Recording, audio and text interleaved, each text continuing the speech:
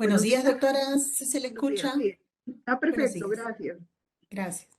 Bueno, en primer lugar, saludos a todos los participantes. Agradezco al IPEN por la invitación a este evento y por brindarme la oportunidad de presentar los resultados de las investigaciones realizadas en la Universidad Nacional Agraria La Molina con un único objetivo, que es ayudar a desarrollar la agricultura de nuestro país, especialmente en cultivos marginados, en cultivos sembrados cerca de los 3.000 metros, cerca de la frontera agrícola y por agricultores de pequeña escala.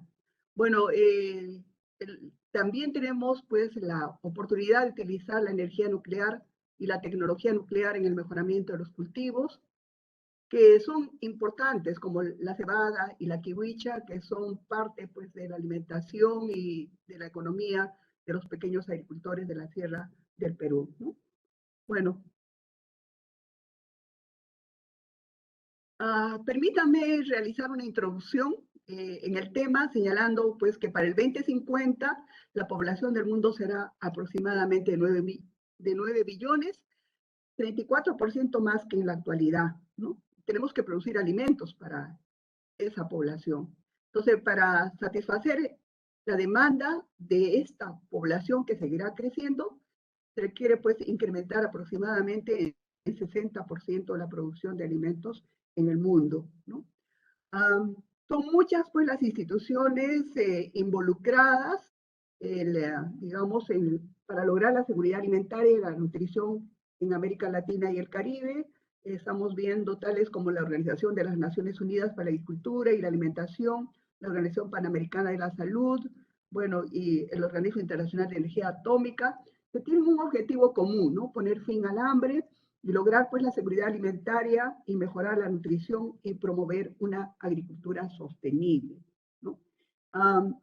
Bueno, existen pues diversas formas de lograr este objetivo y entre ellas las técnicas nucleares, ¿no? Las técnicas nucleares pueden aplicarse en muchos campos, ¿no? Pueden contribuir con el manejo del suelo y de la tierra, que es lo que nos está hablando, por ejemplo, el profesor Sadi García, el control de plagas e insectos, la protección de los alimentos y del medio ambiente, la producción animal y salud y el mejoramiento genético de los cultivos, que es el tema del cual yo voy a hablar, ¿no? Ahora.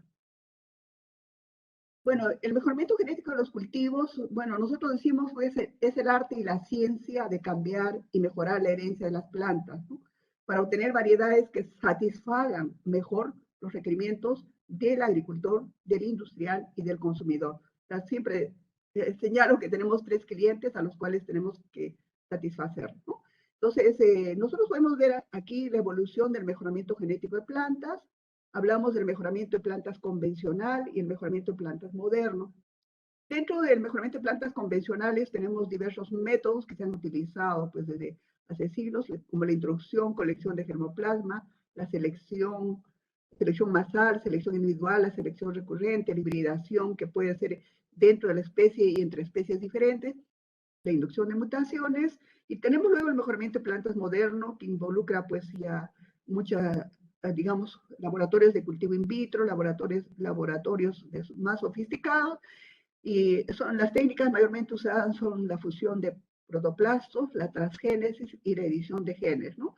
En realidad, ambos métodos de mejoramiento requieren pues de cierto apoyo de lo que es el cultivo in vitro de células y tejidos. Podemos utilizar marcadores genéticos y otros, ¿no? ¿Por qué señalo esto? Porque es muy importante indicar que la inducción de mutaciones no está considerado dentro de lo que es transgénesis.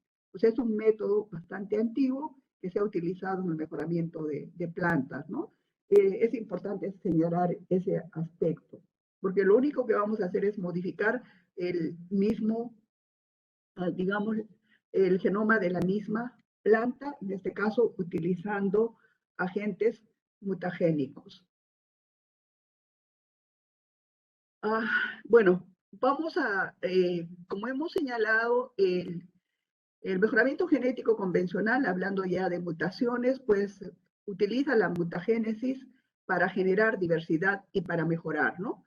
En realidad son dos objetivos diferentes. La diversidad es solamente crear diferentes, o sea, ver que genes diferentes, no importa si son útiles o no útiles, solamente generar diversidad, porque recuerden ustedes que la única forma en que aparezca un nuevo gen en cualquier ser vivo es a través de las mutaciones. En condiciones naturales ocurren, llevan cientos de años y muchas veces pasan desapercibidos, ¿no? Entonces, en realidad, eso es generar diversidad, ¿no? En el caso de mejoramiento, nosotros ya orientamos la mutación para un cambio benéfico, ¿no? Que puede mejorar la fisiología, digamos, el rendimiento, los ciclos de vida, la calidad de los productos, ¿no? Se está orientado a mejorar. Entonces, las mutaciones, como les señalo, son la fuente principal de la variación genética de las plantas y de todos los seres vivos. Es decir, los genes, para que existan, tienen que surgir por mutaciones. Entonces, las mutaciones pueden ser espontáneas e inducidas. Pero todo lo que nosotros hacemos en la parte, digamos, ya de mejoramiento puede suceder en condiciones naturales, ¿no? Acá, para darles digamos, un antecedente, el Organismo Internacional de Energía Atómica tiene una base de datos, que aquí está el link, donde nosotros podemos ver el número de variedades registradas en su base de datos. Hablamos de más o menos 3.275 variedades mutantes de plantas superiores, más o menos 224 especies, creo que ahora son mucho más, creo que están llegando a las 300 especies, y se señala pues que el 80% más o menos de estas variedades registradas se han obtenido con la técnica nuclear, o sea, utilizando la energía nuclear, ¿no? Nosotros tenemos aquí en esta lámina las variedades de importancia para la alimentación y nosotros podemos ver, bueno, acá tenemos en realidad todo el porcentaje, me olvidé de señalar este gráfico. Podemos ver pues que acá tenemos agrupados los cultivos, entonces los cereales pues son los que, donde se ha obtenido una mayor cantidad de mutantes, estamos hablando de más de 1.500 mutantes.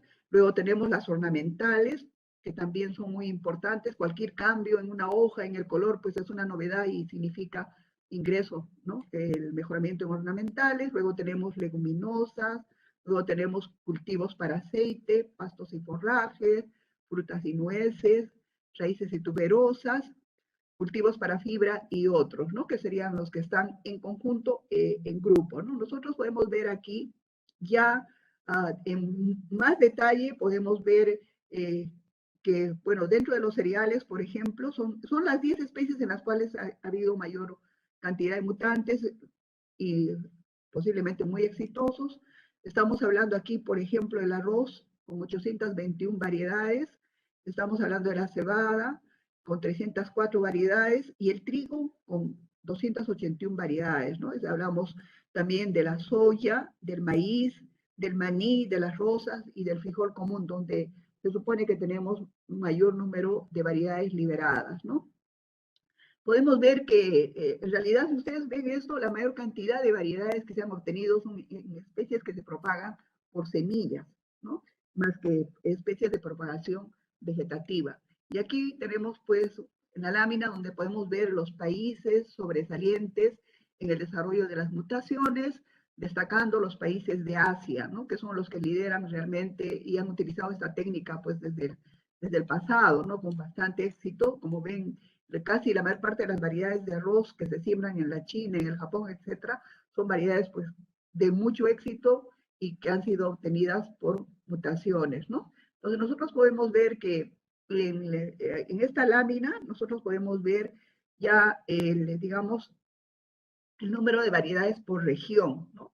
En Latinoamérica y el Caribe, pues nosotros tenemos apenas 51 variedades liberadas, ¿no? Entonces, lo que estamos observando acá, pues muestra que la inducción de mutaciones es una técnica muy empleada en el mejoramiento de plantas en muchos países del mundo, inclusive países que lideran pues, la producción o la agricultura, ¿no? A nivel mundial. Entonces, en base a esta información, bueno, voy a hablarles sobre los trabajos realizados en el Perú. Voy a utilizar 2 especies porque hemos trabajado en muchas más especies. Las especies en las cuales hemos tenido mucho más impacto a nivel agrícola, ¿no?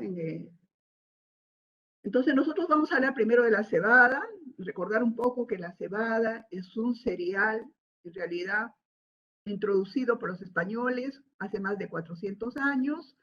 y sembrada en aproximadamente 140.000 hectáreas, mayormente entre los 3.500 a 4.000 metros sobre el nivel del mar, siendo una de las pocas especies alimenticias que se siembra en la frontera agrícola, ¿no? Donde ya después de ese lugar ya no existe agricultura, ¿no? Debido a las condiciones adversas del clima, ¿no?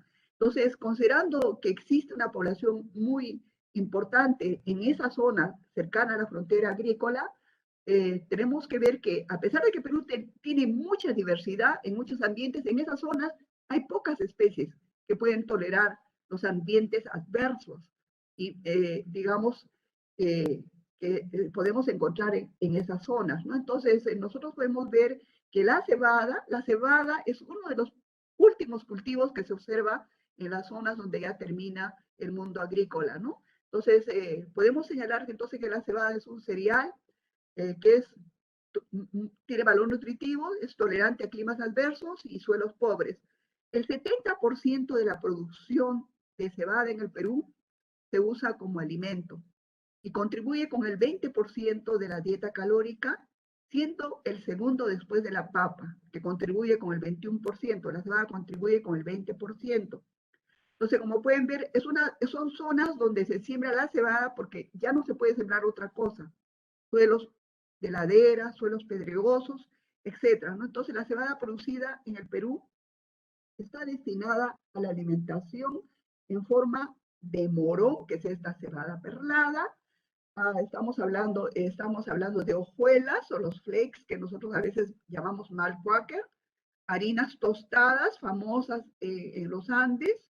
Digamos, estamos hablando también de las bebidas, este es el café tostado, perdón, el café, hay una forma de café que se saca de cebada, creo que hay muchas marcas, y también pues los ebolientes que utilizan la cebada tostada, ¿no? Y bueno, harinas que se pueden utilizar para la elaboración de panes, ¿no? Entonces, es algo que quiero señalar y resaltar. La cebada es una especie olvidada. Quiero señalarles dos características muy importantes.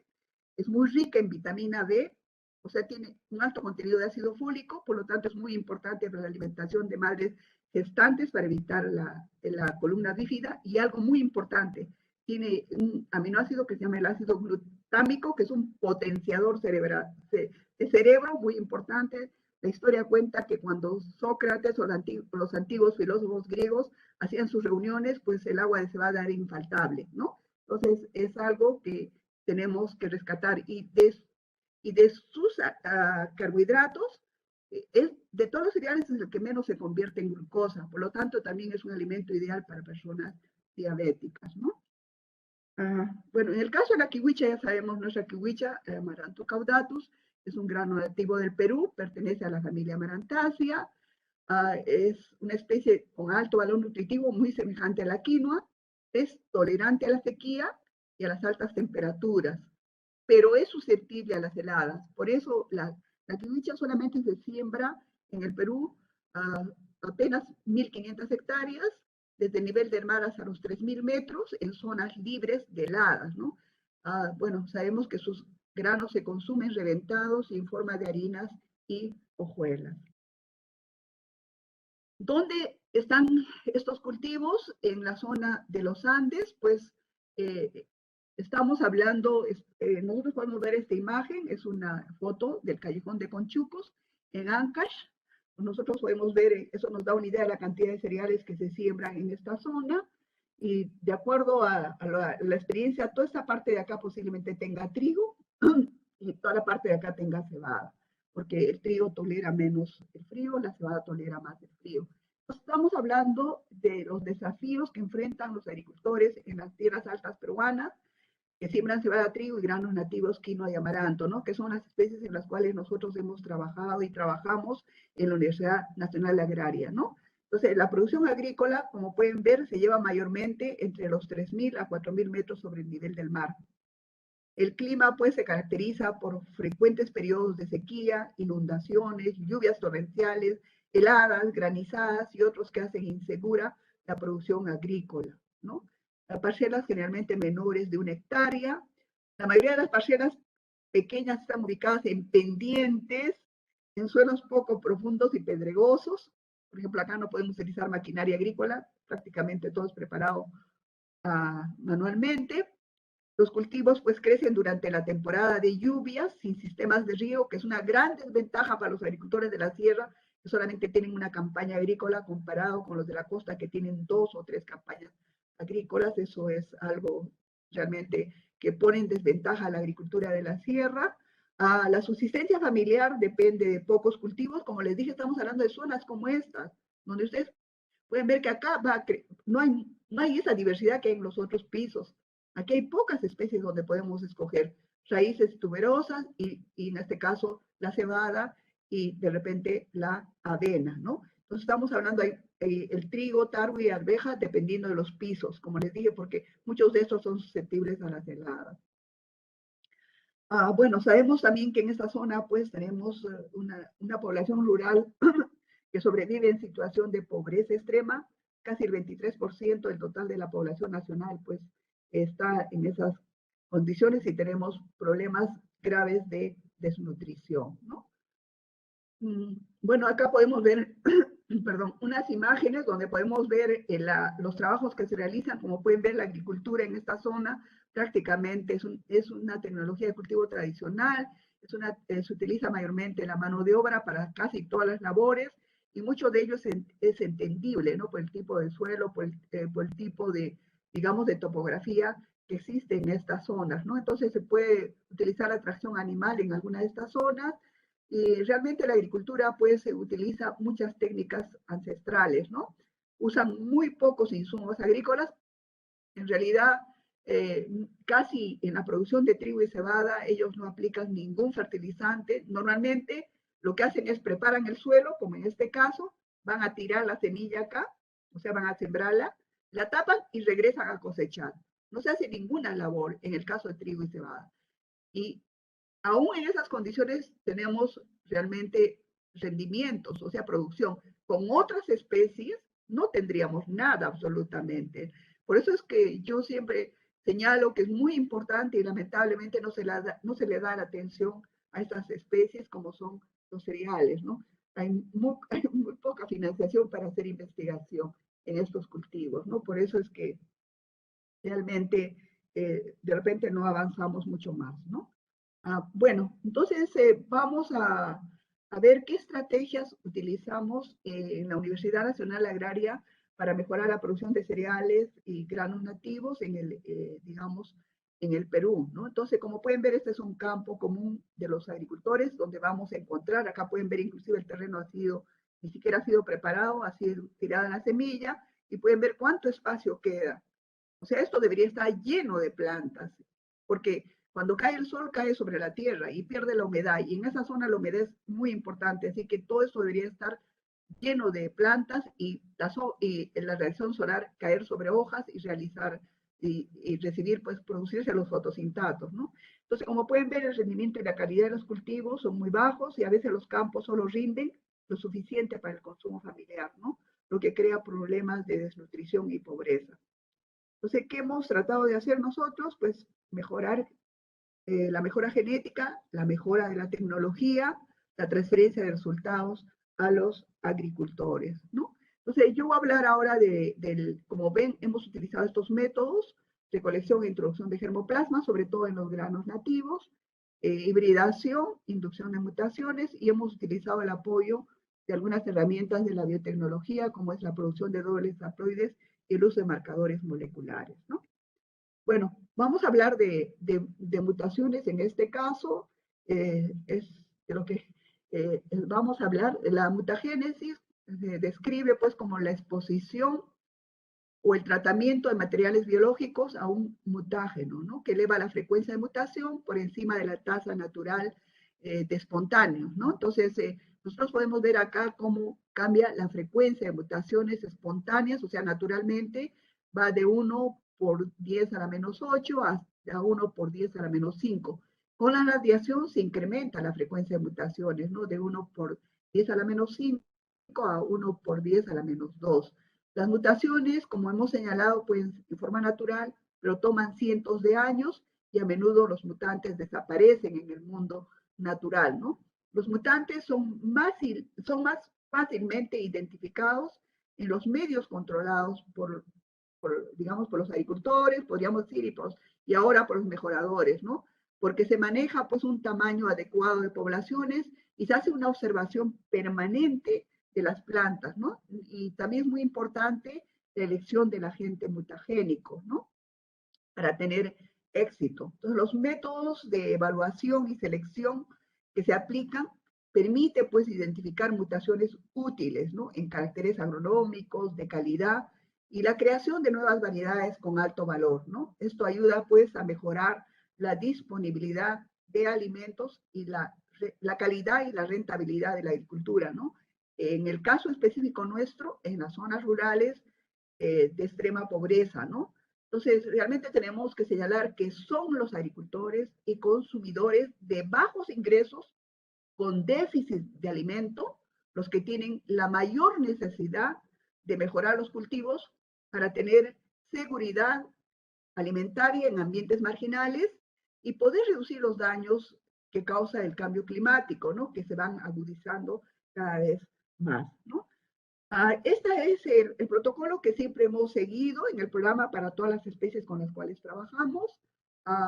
Elegimos una variedad que tiene que tener ciertos requisitos para ser utilizada como progenitor, como la llamamos. Entonces, primero tenemos que hacer la dosimetría, ya tenemos que determinar las dosis, la dosis letal 50 y luego las dosis que producen mutaciones.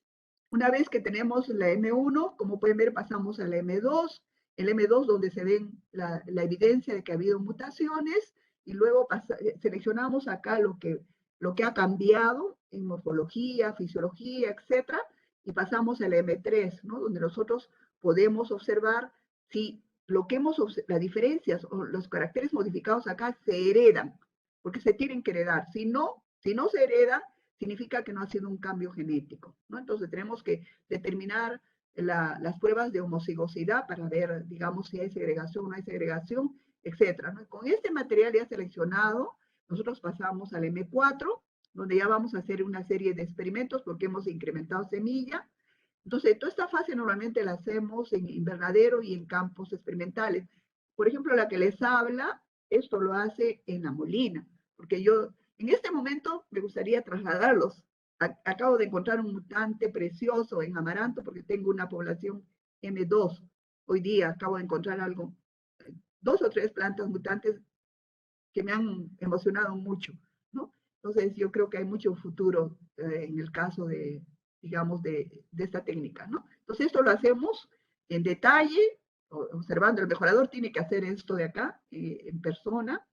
Luego ya el material puede pasar a experimentos agronómicos y a pruebas regionales en campos de agricultores y también en los campos experimentales que tenemos nosotros, tanto en la Universidad Nacional Agraria aquí en nuestro campus, como también en el Instituto Regional de Desarrollo.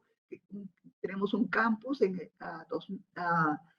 Junín, en el distrito de San Lorenzo, a 3.200 metros sobre el nivel del mar, donde la universidad tiene un campo, un fondo de 200 hectáreas. Ahí el programa maneja más o menos 30 hectáreas donde hace su investigación, ¿no? Para ponernos justamente en la realidad del agricultor. Ahí hacemos estas evaluaciones de resistencia, rendimiento y calidad y hacemos que los agricultores participen para poder, digamos, hacer selecciones participativas con la presencia de los agricultores, ¿no? Entonces, eso es lo que, en base a ese esquema, pues nosotros hemos obtenido, como pueden ver, en cebada, hemos obtenido las variedades, digamos, una La Molina 95 y Centenario, y en Kiwicha la variedad Centenario, ¿no? El agente mutagénico que empleamos fue la radiación gamma, las dosis en el caso de cebada fueron de 250 a 350, y en el caso de Kiwicha utilizamos 400 Gray, ¿no?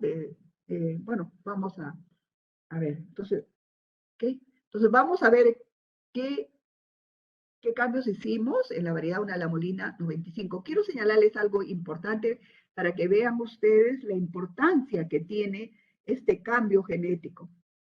En las zonas altas, acabo de decirles, estamos hablando de Puno, hay un estudio que señala que si nosotros abrimos la lonchera de los niños en los colegios, vamos a encontrar que de 100 niños, 80 llevan cebada tostada. Porque la cebada, porque no hay maíz ahí arriba. Entonces, la cebada tostada, como pueden ver, esta cebada de acá tiene cáscara. ¿Ok? Y la cebada acá no tiene cáscara. O sea, la mutación fue la eliminación de esta cáscara. Entonces, esto se puede tostar. Entonces, esa fue la idea de mejorar. Estas cebadas sin cáscara generalmente se siembran en las partes altas del mundo. Igual en la China y el Tíbet, los monjes tibetanos consumen este tipo de cebada, ¿no? Entonces, ese fue el cambio que hicimos. Como pueden ver, el grano desnudo, mejoramos el contenido de proteína, mejoramos el tamaño de grano porque se determina en base al peso de 1000 granos. Y algo muy importante, conservamos la resistencia a la roya amarilla, que es la enfermedad más importante en los Andes altos del Perú, ¿no? Entonces, nosotros necesitamos que nuestras variedades sean resistentes a esta enfermedad, porque los agricultores no tienen capacidad económica, ni siquiera para preparar el suelo, ni para comprar fertilizantes, menos van a tener para comprar un fungicida, ¿no es cierto? Entonces, la resistencia genética a enfermedades tiene que ir en las variedades, ¿no? Y eso también hace que la agricultura sea más orgánica, ¿no? Entonces, como les comentaba acá, lo que acabo de señalarles, entonces recuerden que también habíamos indicado que la cebada contribuye con el 20% del aporte calórico, ¿no? Es casi igual al aporte calórico de la papa, ¿no? En esta zona. En el caso de la variedad centenario, que es la más sembrada actualmente en el Perú, fue desarrollada, como les había señalado, utilizando rayos gamma, en este caso 300 Gray, fue obtenida de la variedad Buena Vista. Aquí, ¿qué cambios fueron los que detectamos? La mejora de 4 caracteres, ¿no? Mejor rendimiento, o sea, 37% más que el material original. Luego tuvimos precocidad, es decir, redujimos el ciclo de vida. Luego mejoramos el contenido de proteína y el peso de 1000 granos. ¿Por qué es importante el peso de 1000 granos? Porque recuerden que la cebada se come como morón. Entonces, tiene que ser un grano grande, gordito y impactante, ¿no? Para que salga un morón ideal, ¿no? Entonces, estamos hablando aquí el valor que tiene este cultivar, pues, centenario, como ven, muestra 4 diferencias, diferencias con su padre, y la combinación de estos caracteres, pues, como una buena altura, la resistencia a la roya amarilla, hizo que este cultivar centenario fuera muy valioso, ¿no? Para los agricultores del altiplano, y es la principal variedad de cebada actualmente sembrada en la Sierra Centro y Sur del Perú. Quiero acá, siempre es interesante analizar el impacto, ¿no? El impacto en la economía de los agricultores. Recuerden que en la cebada hay algo muy importante también que quiero señalarles. La paja de cebada, una vez que se cosecha, la paja de cebada es utilizada en la alimentación animal, ¿no? En las zonas altas. Así que tiene un rol inclusive en la alimentación animal. Entonces nosotros podemos ver, este proyecto se hizo con el apoyo del Fondo Italo-Peruano y Caritas del Perú.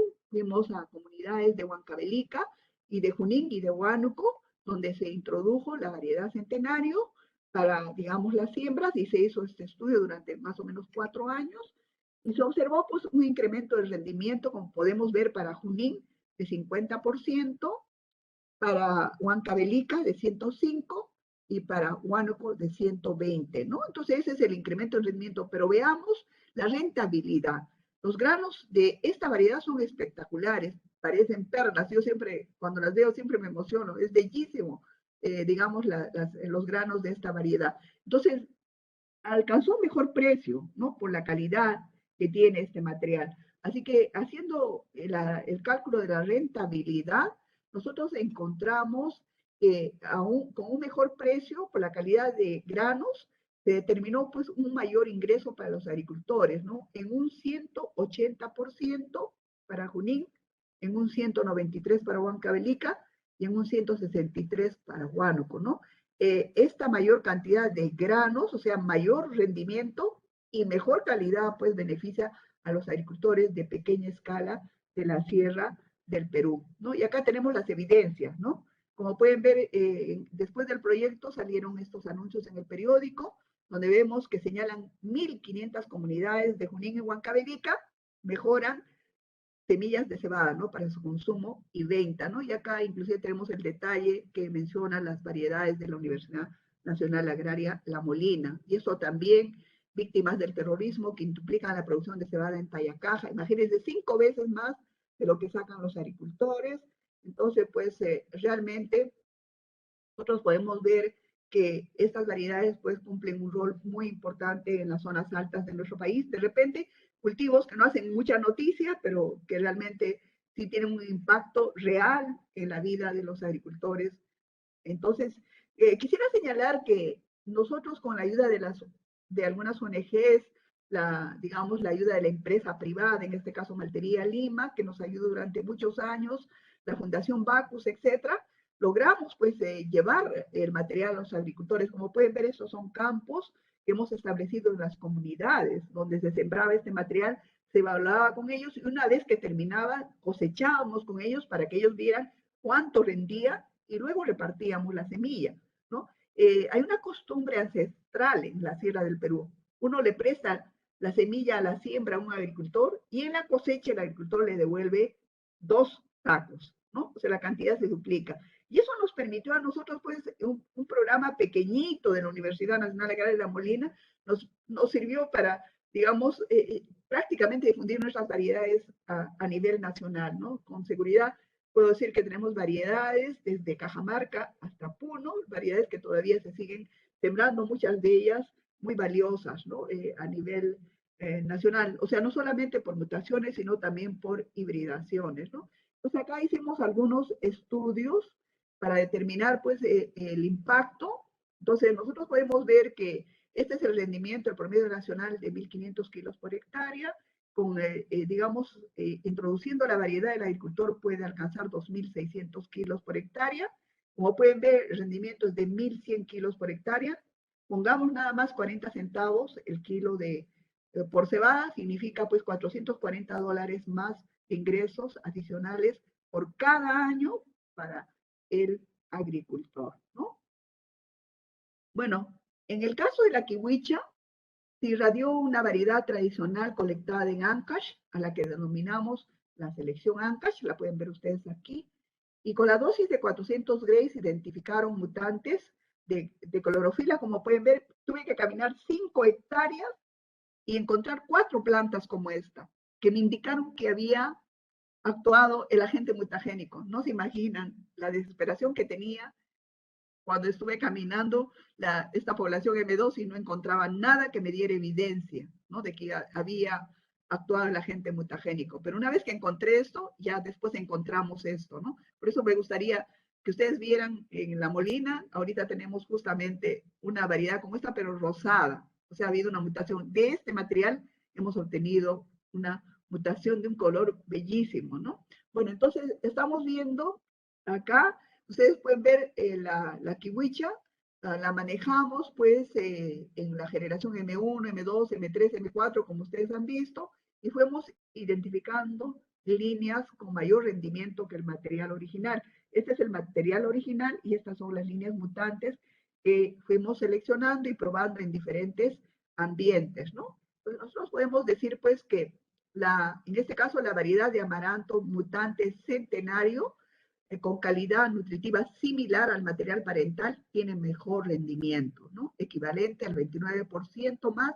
Cambiamos el color de la planta y algo muy importante, este material es tolerante a sales, además de, digamos, de sus otras características. Y es muy tolerante a la sequía. En este momento tengo un campo que hace 30 días que no se riega y y si ustedes la vieran, está exactamente como este campo. Es muy tolerante, es algo impactante realmente. Entonces, estamos hablando de una de las variedades más importantes cultivadas en el Perú. Centenario posiblemente es la primera o la segunda variedad más sembrada en el Perú actualmente. Es uno de las variedades más solicitadas para la agroexportación. Tiene un alto valor económico, aumentando la rentabilidad, ¿no? Por esta variedad, ADEX nos dio un premio de la Chaquetaglia de Plata, digamos, por su impacto en la agricultura, ¿no?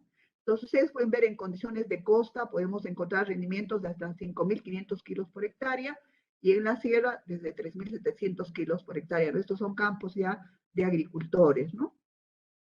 Bueno, entonces eso es lo que estamos haciendo y qué vamos a hacer o qué estamos pensando hacer en el futuro. Por lo menos espero que los que quedan en el programa lo hagan porque yo ya me estoy yendo.